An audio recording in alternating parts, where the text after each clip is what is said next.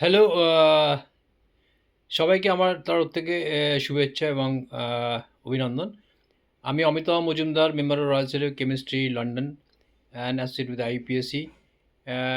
পড়ানোর সাথে সাথে আমার রিসার্চের প্রচুর অভিজ্ঞতা রয়েছে। তো এখন ওয়েস্ট বেঙ্গলে স্পেশালি বিশেষ করে যে মশার উপদ্রবটা বেড়েছে, কারণটাই হচ্ছে একটা যে প্রচুর জল জমেছিল অনেক জায়গাতে এবং অনেক বড় বড় টাইপের মশা দেখা যাচ্ছে।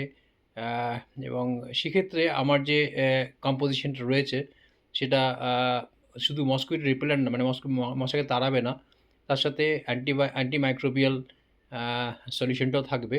যদি আপনাদের মনে হয় যে আপনারা নিতে চান এটা, তাহলে আপনি আমাকে যোগাযোগ করতে পারেন।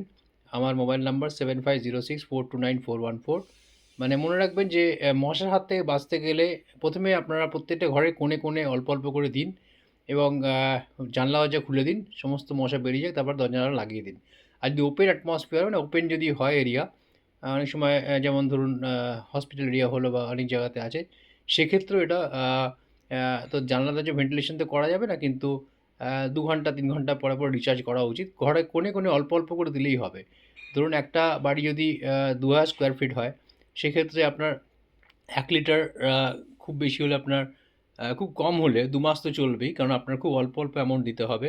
স্মেলটাতেই বেরিয়ে যাবে মশাটা, এবং তারপরে আপনারা বন্ধ করে দিন। আর যদি ওপেন হয় তাহলে সেটা 2 ঘন্টা বা 3 ঘন্টা পরে পরে আবার স্প্রে করুন, করে আবার এ করুন। তবে এটা এটা ঠিক যে উই আর অ্যান্টিমাইক্রোবিয়াল অলওয়েজ, আমরা সবসময় অ্যান্টিমাইক্রোবিয়াল তো রাখছি, তার সাথে মস্কিটো রিপেলেন্ট, কারণ এখন মশার উপদ্রব অনেক বেড়েছে এবং সাইজগুলোও দেখছি অনেক বড় বড়। আমি আজকে পরিলক্ষিত করলাম যে সত্যি এত বড় বড় মশা, হয়তো ম্যালেরিয়া আগামী দিনে অনেক বাড়বে বা ডেঙ্গু বাড়বে।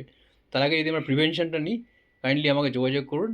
আমি অমিতাভ মজুমদার, আমার মোবাইল নাম্বার 7506429414। Thank you.